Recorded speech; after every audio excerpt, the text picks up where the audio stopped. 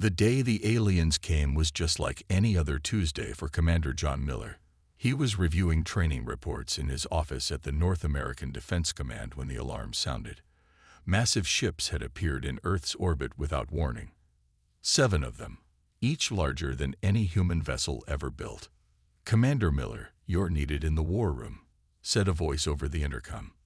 Within hours, John found himself appointed as humanity's representative to the visitors, who called themselves the Galactic Confederation.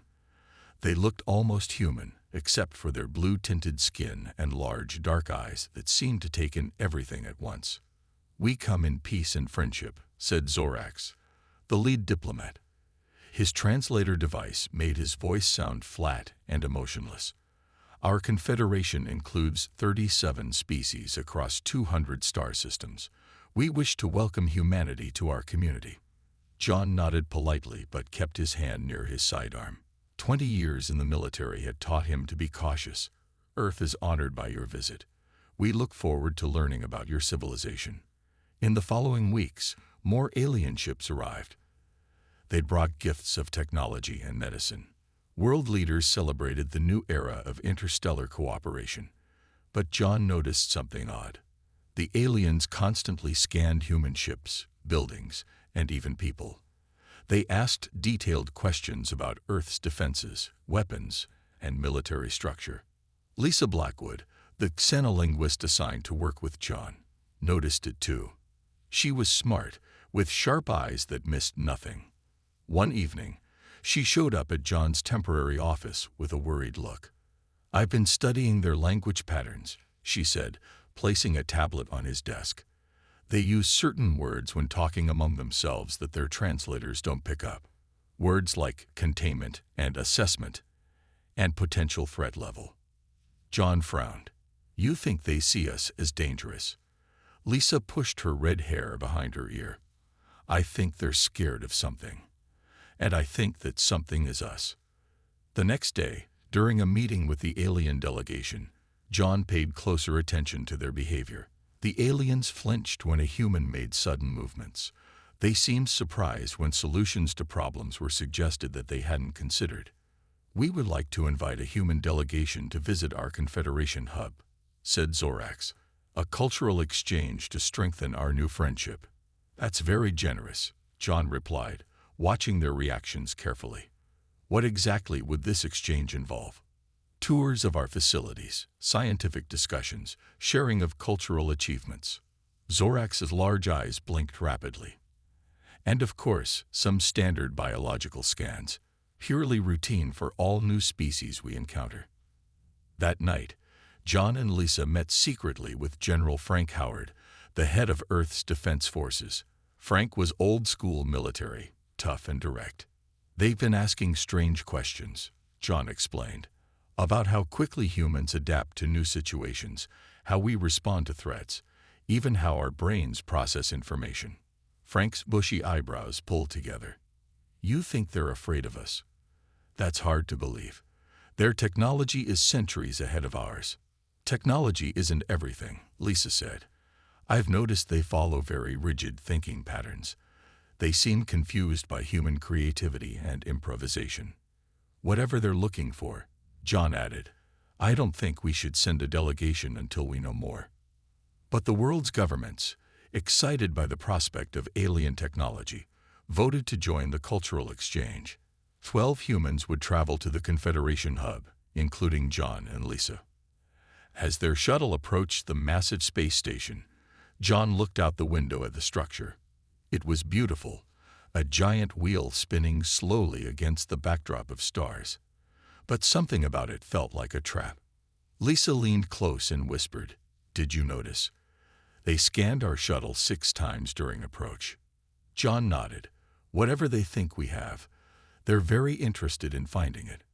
What the aliens feared, and what humans took for granted, would soon change the fate of the galaxy forever. 6 months passed since first contact. The human delegation led by Admiral Claire Martinez arrived at the Confederation hub. The space station was enormous, like a city floating among the stars. Alien species of all shapes and sizes moved through its corridors. Remember why we're here, Claire told her team as they stepped off their ship. Be friendly, but observe everything. The aliens had assigned each human their own living quarters. Jack Peterson, a quiet engineer with steady hands and a sharp mind, inspected his room carefully. Behind an air vent, he found a small device that hummed softly. Found another one, he told Sam Wright when they met for dinner. Sam was the intelligence officer Admiral Martinez trusted most. He was younger than most of the team, but had keen instincts. Sam nodded. That makes 17 surveillance devices so far. They're watching us very closely. The next day, the humans were taken to what the aliens called a standard medical facility. The blue-skinned medical officer smiled politely. Just routine tests for all new species, he explained. Nothing to worry about. But the tests went on for hours. Brain scans, blood samples, stress response measurements. They asked strange questions. How would you solve this puzzle? What would you do in this emergency? How would you react if your plan failed? After the tests, Claire gathered her team in a secure room Jack had cleared of listening devices. They're studying us like lab rats, she said, and I want to know why. That evening, the Confederation hosted a dinner for the human visitors. Different alien foods were served on shining plates. The room sparkled with crystal lights that floated in the air. During the meal, Sam sat next to an alien official named Sorla who had consumed too much of a bubbling purple drink. As the alien became less careful with his words, Sam asked casual questions. Your species is quite interesting, Sorla said, leaning close. Such unusual thought patterns. The containment protocols might not be sufficient. Sam kept his face neutral. What protocols are those? Sorla's eyes widened, realizing his mistake. Just standard diplomatic procedures, he said quickly and moved away. Later that night, Sam reported to Claire. They have something called containment protocols for us. I don't think that sounds friendly. Claire's face grew serious. We need more information. Sam, I want you and Jack to find a way into their computer systems. The next day, while most of the delegation attended a tour of the hub's gardens, Sam and Jack stayed behind, claiming illness. They found an access terminal in an empty meeting room. Jack's fingers moved quickly over the alien keyboard. Their security is complex, but their patterns are predictable. They don't expect the unexpected. After an hour, they broke through. Information streamed across the screen. There's too much to read it all now, Sam said. Let's copy what we can. Jack nodded and inserted a data device. Look at this file. It's labeled Human Assessment. They opened it and saw a classification. Threat Level Omij. That's the highest threat level they have, Sam whispered. Before they could read more, footsteps approached. They quickly closed the files and moved away from the terminal. 2 days later, Dr. Olivia Norris, the human biologist, noticed something strange about their blood test results. They're focusing on our brain chemistry and neural patterns, she told Claire. They've run the same tests multiple times, as if they can't believe the results. That night, an alarm sounded throughout the human quarters. Red lights flashed in the corridors. Attention human delegation, came an announcement. We have detected a potential biological contamination. For your safety, all humans must remain in quarantine until further notice. Claire looked at her team. That's no quarantine. That's a prison. Jack held up his data device. At least we have this. Whatever they're afraid of about humans, the answer is in here. As the doors to their quarters locked automatically, Claire knew they needed to escape. And soon, the Confederation wasn't just studying humans. They were containing them. And back on Earth, no one had any idea of the danger. The quarantine room was silent except for the soft hum of air filters. Sam Wright connected Jack's data device to their portable computer. The stolen alien files began to appear on the screen. This is strange, Sam said, pointing to a series of charts. According to this, the Confederation has been watching Earth for over 300 years. Admiral Claire Martinez looked over his shoulder. Before we even had electricity. Why? Dr. Olivia Norris joined them, her eyes tired from lack of sleep. She was the best biologist on the team, with a talent for seeing patterns others missed. These symbols keep appearing, she said, pointing to marks that looked like twisted stars. They show up next to readings of human brain activity. Jack Peterson was trying to open a locked file. Whatever they're afraid of, it's something about us, not our weapons or technology. After hours of work, they managed to translate more of the alien text. The Confederation believed humans possessed something called a chaos pattern generator. The aliens considered it the most dangerous weapon in the galaxy. But we don't have anything like that, Claire said, frustrated. We're centuries behind their technology. Olivia studied the brain scans in the files. These aren't weapon schematics. They're studying how humans think. She pointed to more images. Look at these. They're comparing human brains to alien brains. Sam leaned closer. And they look completely different. The alien neural patterns are organized, symmetrical. Ours are chaotic by comparison. A sudden knock at the door made everyone freeze. Jack quickly hid the computer under a blanket. An alien security officer entered. Dr. Norris, you are requested for additional testing. Olivia glanced at Claire, who gave a slight nod. They needed to play along until they understood more. Of course, Olivia said, following the officer out. When she returned 2 hours later, her face was pale. They asked me to solve puzzles, she said. Simple ones at first, then more complex. But every time I found a solution they didn't expect, they seemed frightened. Claire paced the room. What exactly are they afraid of? Our minds, Jack said suddenly. He had been quiet, studying the files. They think our brains are weapons. He turned the screen to show them a comparison between alien and human problem-solving patterns. The alien patterns were straight lines. Human patterns were tangled webs. The aliens follow strict logical patterns, he explained.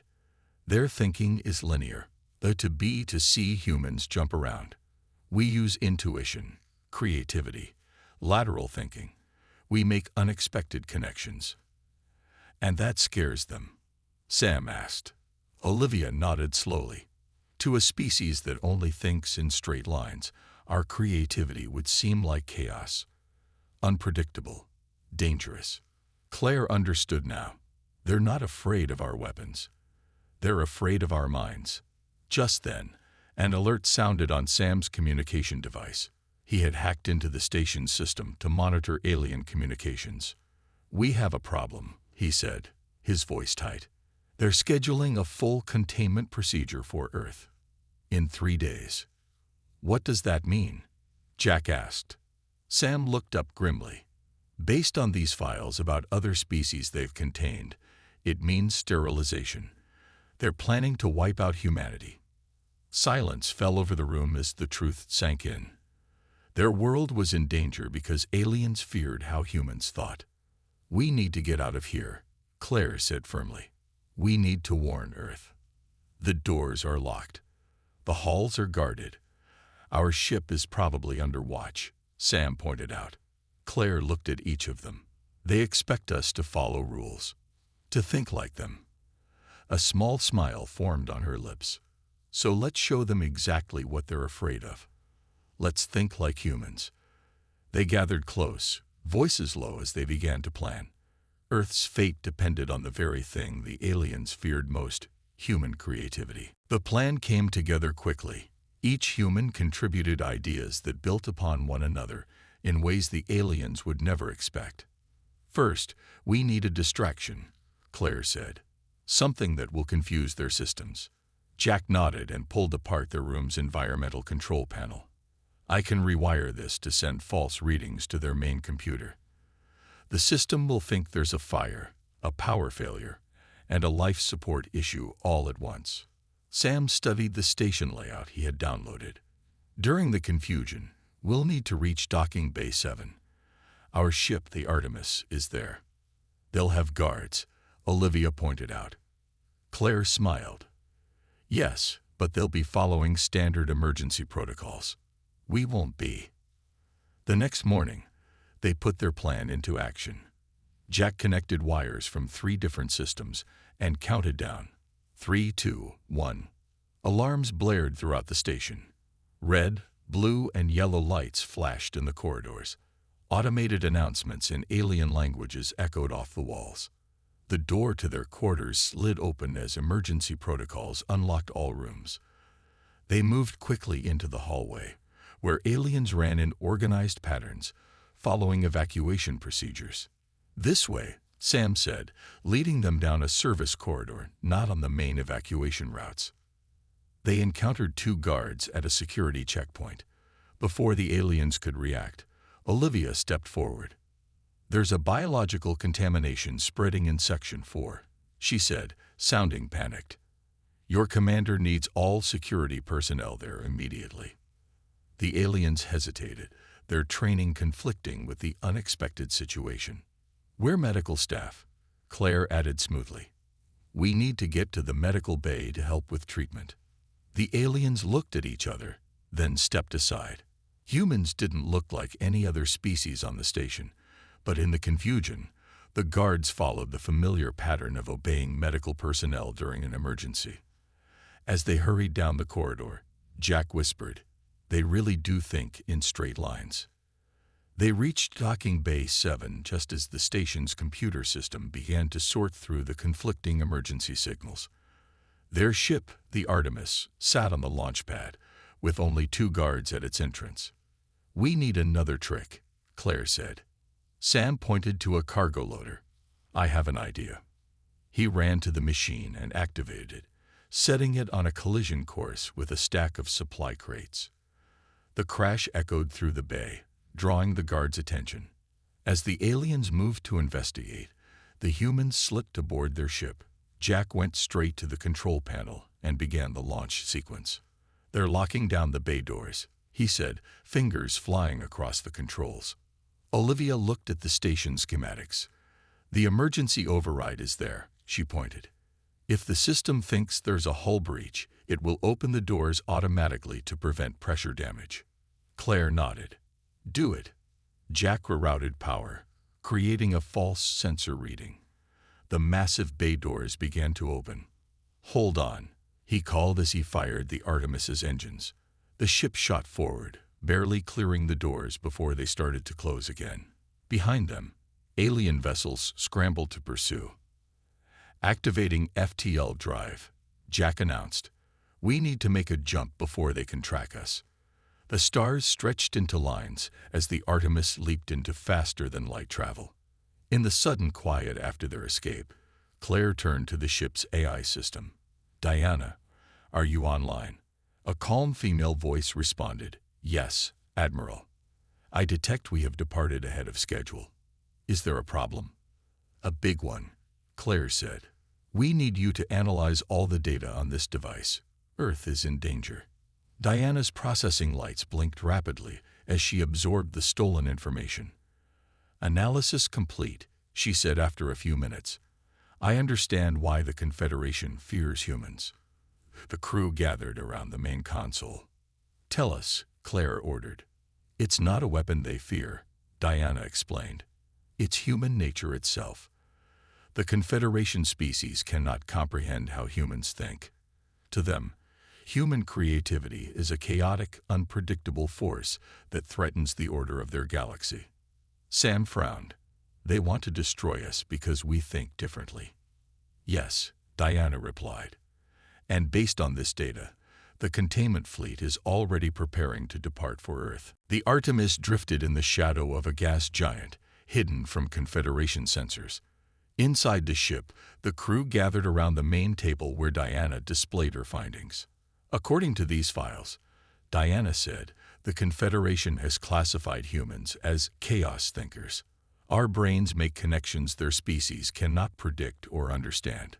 Holographic images showed comparisons between human and alien neural pathways. The alien patterns were straight and orderly.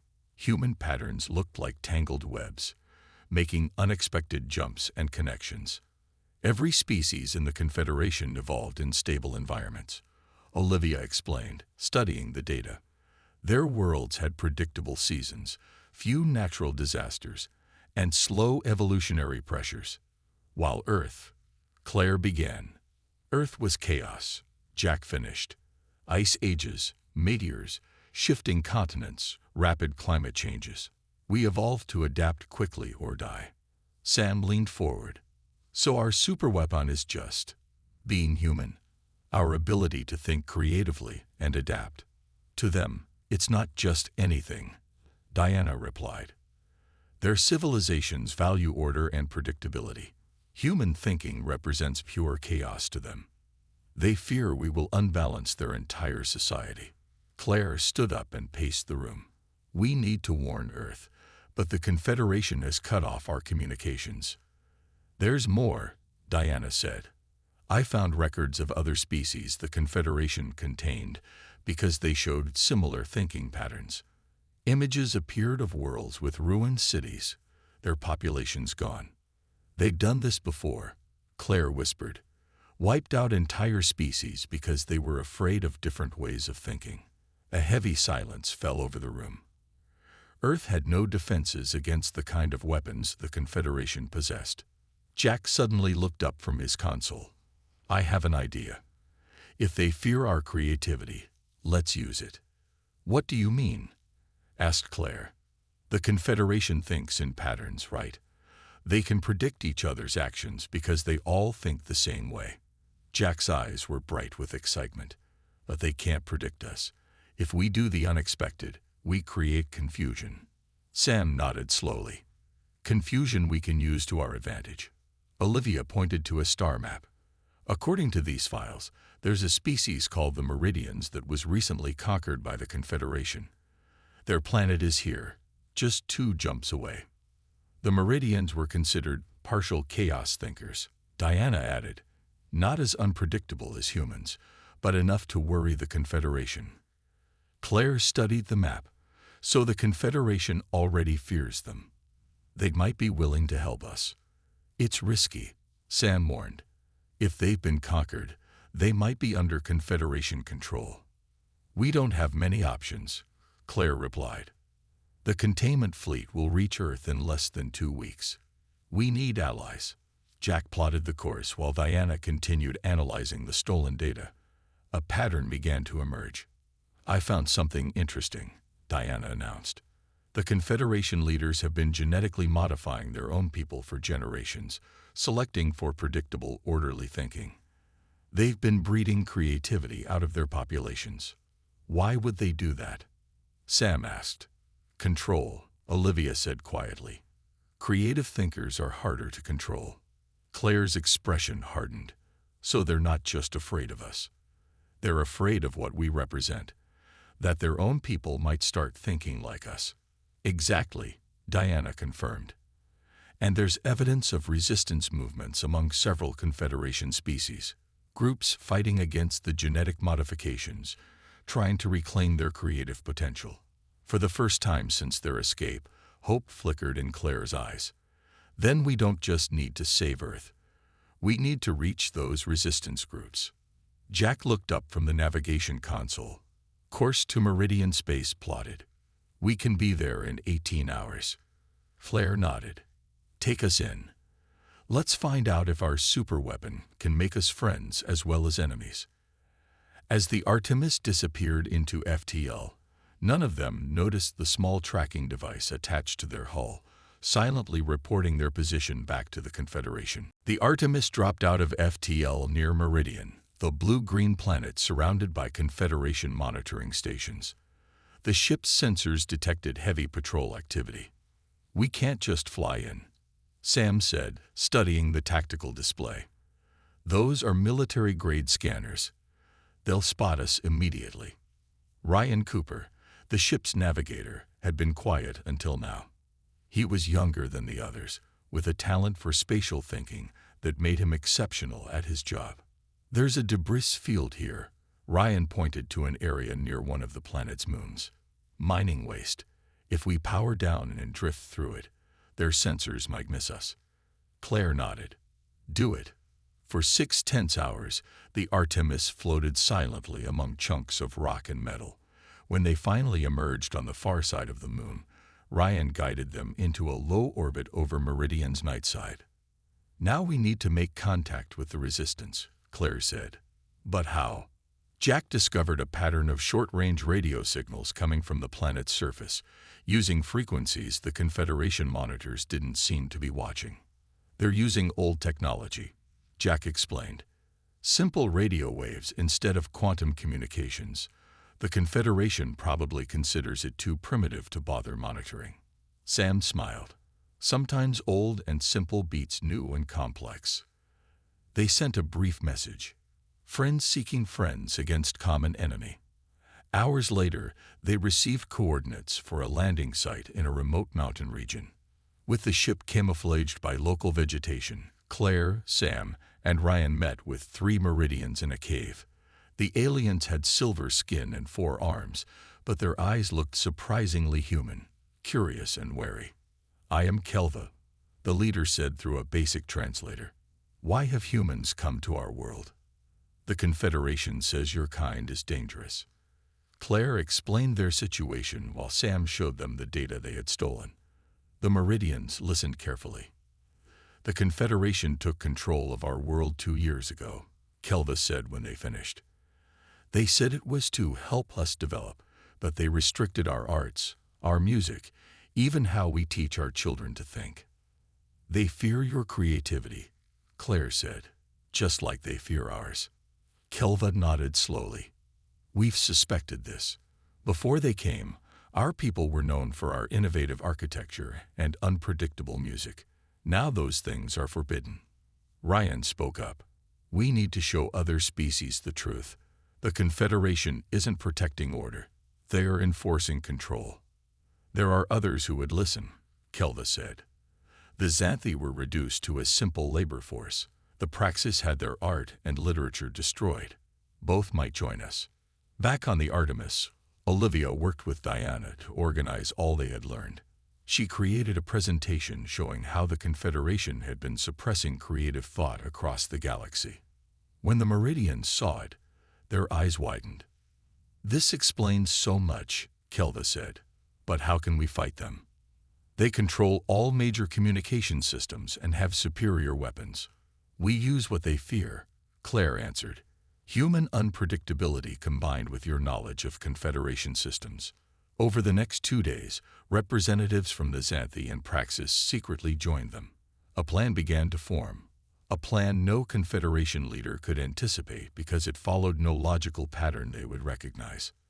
"We'll need to split up," Claire told her crew. "Each of us will lead a team to hit different Confederation communication hubs simultaneously. We'll broadcast the truth to every world in their system." "The risk is enormous," Sam warned. "If any team is captured—" "I know," Claire said quietly. "But Earth has days, not weeks. The containment fleet is already moving." As they finalized their preparations, Diana's sensors suddenly detected a Confederation cruiser entering orbit. "They found us," Jack said, looking at the scanner. "That tracking device on our hull. I thought I'd removed all of them." The alliance they had just formed was about to face its first test, much sooner than anyone had planned. Alarms blared as the Confederation cruiser moved into attack position above the mountains. "They're scanning for our energy signature," Jack reported, his fingers flying over the controls to mask their presence. Kelva and the other aliens looked to Claire. "What do we do?" "Their weapons can level this entire area." Claire's mind raced through options. Standard military tactics wouldn't work against superior firepower. They needed something unexpected. "Ryan," she said suddenly, "could you pilot one of their shuttles?" Ryan blinked in surprise. "I could try. Their controls would be different, but navigation principles should be similar." "Good. Kelva, do your people have any old mining explosives left in these mountains?" The Meridian nodded. "Yes, from before the Confederation banned our independent mining operations." Claire smiled. "Then I have a plan. It's not logical, and that's exactly why it might work." Within an hour, they had assembled 3 teams. Sam led the Xanthi to set up explosives around an abandoned mine entrance several miles away. Jack and Olivia prepared the Artemis for a dangerous atmospheric jump. Kelva and Claire led a small team to approach the valley where Confederation ground forces were beginning to land. "This is madness," said Praxis representative, whose name translated roughly to sunlight. "No," Ryan replied as he studied the layout of a Confederation shuttle they hoped to capture. "This is human thinking." When the explosives detonated at the abandoned mine, the Confederation forces responded exactly as Claire predicted, dispatching most of their ground troops to investigate the obvious threat. The remaining troops surrounded a shuttle at their landing zone. As they scanned the area with their orderly search patterns, Claire's team approached from multiple directions at once, moving in zigzag patterns that confused the alien sensors. The brief firefight was chaotic. The Confederation soldiers, trained to fight in precise formations, were overwhelmed by attackers who never stayed in one place and never attacked from the same direction twice. Within minutes, Claire's team had captured the shuttle. Ryan jumped into the pilot's seat while Claire used the shuttle's communication system to send a false all-clear signal. "Base, this is ground team. False alarm. Returning to ship for new sensor equipment."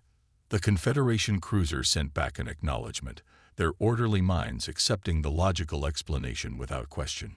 As Ryan piloted the captured shuttle toward the cruiser, Jack executed the next phase of the plan.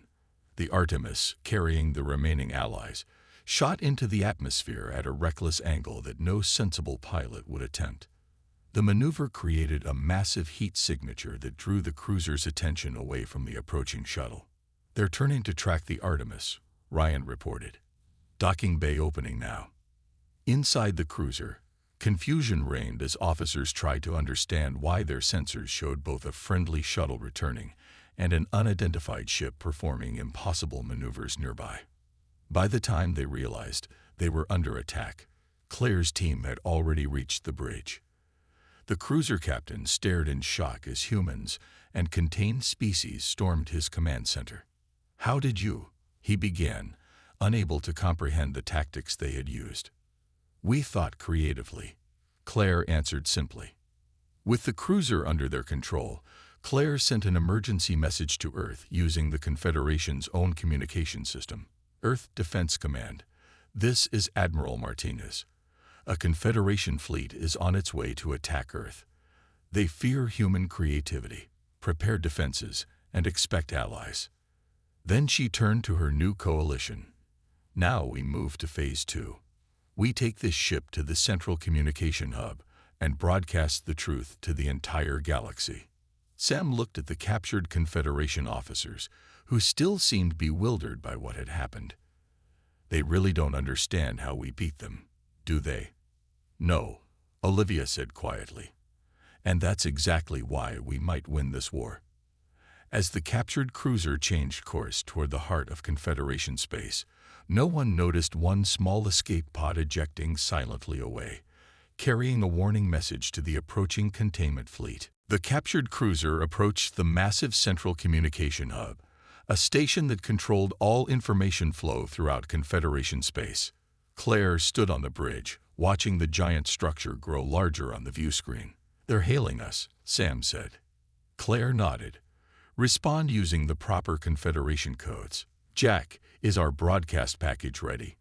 Jack gave a thumbs up from his station, where he and Olivia had prepared a data transmission containing everything they had discovered about the Confederation's systematic suppression of creative thinking. "Remember," Claire told her mixed crew of humans and aliens, "once we start broadcasting, we'll have minutes at most before they cut us off." The cruiser docked at the hub without incident. The Confederation's faith in their own systems was their weakness. They couldn't imagine anyone stealing and successfully operating one of their ships. When the docking bay doors opened, Claire led a small team into the hub, while Ryan kept the cruiser ready for a quick escape. They moved through the corridors, following the map Kelva had prepared based on information from various resistance members who had worked on the station. They reached the main communications center with minimal resistance. The few Confederation officers they encountered were quickly overpowered, confused by tactics that didn't follow any military protocol they recognized. 2 minutes until the containment fleet reaches Earth, Sam announced, checking the hub's tracking system. Jack connected their data package to the main broadcast array, ready to transmit throughout the entire Confederation, plus all nearby independent systems. Claire took a deep breath. Do it. The broadcast began, streaming to billions of screens across thousands of worlds. Olivia had designed it to be simple and impossible to misunderstand. It showed how the Confederation leadership had been manipulating their own populations for generations, breeding out creativity and independent thought to maintain control. It revealed the truth about contained species, not dangerous threats, but simply those who thought differently. It explained how human unpredictability wasn't a weapon, but a natural outcome of evolution on a changing world. Attention all ships in the Earth containment fleet. Claire spoke directly to the camera. Your leaders have lied to you. Humans are not a threat to galactic peace. We ask only to exist and think as we naturally do. Alerts began flashing across the communication center screens. They're trying to cut us off, Jack warned. Keep broadcasting as long as you can, Claire ordered. She turned to Sam. What's happening at Earth? Sam studied the tactical display. The fleet has entered Earth orbit, but something's wrong. Ships are breaking formation. Some are turning away. Minutes later, Diana's voice came through their comms. Admiral, we're receiving transmissions from Earth. The containment fleet is in disarray. Many ships are standing down. Their crews are questioning orders. Kelva pointed to another screen. Look, similar reports from across Confederation space. Citizens are protesting. Military units are refusing orders. Suddenly, the doors to the communication center burst open. Confederation security forces rushed in, weapons ready. But behind them came something unexpected. Civilians of various species, pushing past the guards to enter the room. We heard the broadcast, said one, his translator making his voice sound strained with emotion. Is it true? Have they been limiting our minds? Before Claire could answer, alarms blared throughout the hub. Security forces looked at their communication devices in confusion. What's happening? Claire asked. Sam checked the station's alert system. Protests are breaking out on multiple worlds.